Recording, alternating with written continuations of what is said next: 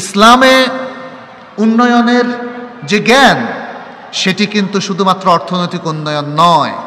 আজকের প্রচলিত শিক্ষা ব্যবস্থা, আজকের সাধারণ শিক্ষা ব্যবস্থা আমাদেরকে শিখিয়েছে যে অর্থনৈতিক উন্নয়নই হচ্ছে প্রধান উন্নয়ন।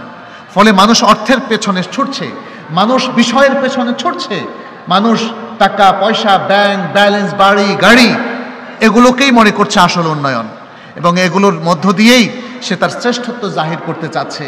আজকে মানুষ যত ইনকাম করুক তার কিন্তু পেট ভরছে না, এবং পৃথিবীতে যত দ্বন্দ্ব আপনারা লক্ষ্য করবেন, এই অর্থনৈতিক উন্নয়ন, অর্থনৈতিক স্বার্থ, এটা নিয়েই যত কনফ্লিকশন, যত যুদ্ধ, এবং পৃথিবীর মানুষের মধ্যে খুন খারাপি, যুদ্ধ সবকিছু একে নিয়েই হচ্ছে।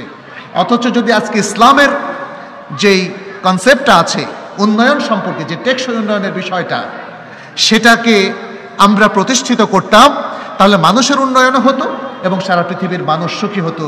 এটা মদিনা সমাজ হচ্ছে তার সবচেয়ে বড় এক্সাম্পল, যে যেই সমাজে মানুষ সবসময় দুর্নীতি, রাহাজানি, ডাকাতির মধ্যে ছিল, খুন খারাপের মধ্যে ছিল, কিন্তু রাসূলুল্লাহ সাল্লাল্লাহু আলাইহি সাল্লাম যখন মদিনায় এসে ইসলামী রাষ্ট্র তিনি প্রতিষ্ঠিত করলেন, সেখানে দেখা গেল যে কেউ কারো থেকে অন্যায়ভাবে টাকা আত্মসাৎ করে না, সম্পদ হরণ করে না, কারো উপর কেউ অত্যাচার করে না, বরং প্রত্যেকে একে অপরের অধিকার আগে আদায়ের জন্য তারা প্রস্তুত ছিল। এই যে একটা চমৎকার মোরাল অবস্থান তৈরি করা হলো, ইসলামের এই শিক্ষা দীক্ষা একটার সাথে আরেকটা কিন্তু অঙ্গাঙ্গিভাবে জড়িত। তার ফলে মদিনা সমাজের অর্থনৈতিক সমৃদ্ধ বিশ্ব কিন্তু দেখেছে, এবং দেখেছে এই অর্থনৈতিক সমৃদ্ধির পথে কোনো ধরনের যুদ্ধ বিগ্রহ কিন্তু আর কোনো বাধা হয়নি। যাই হোক,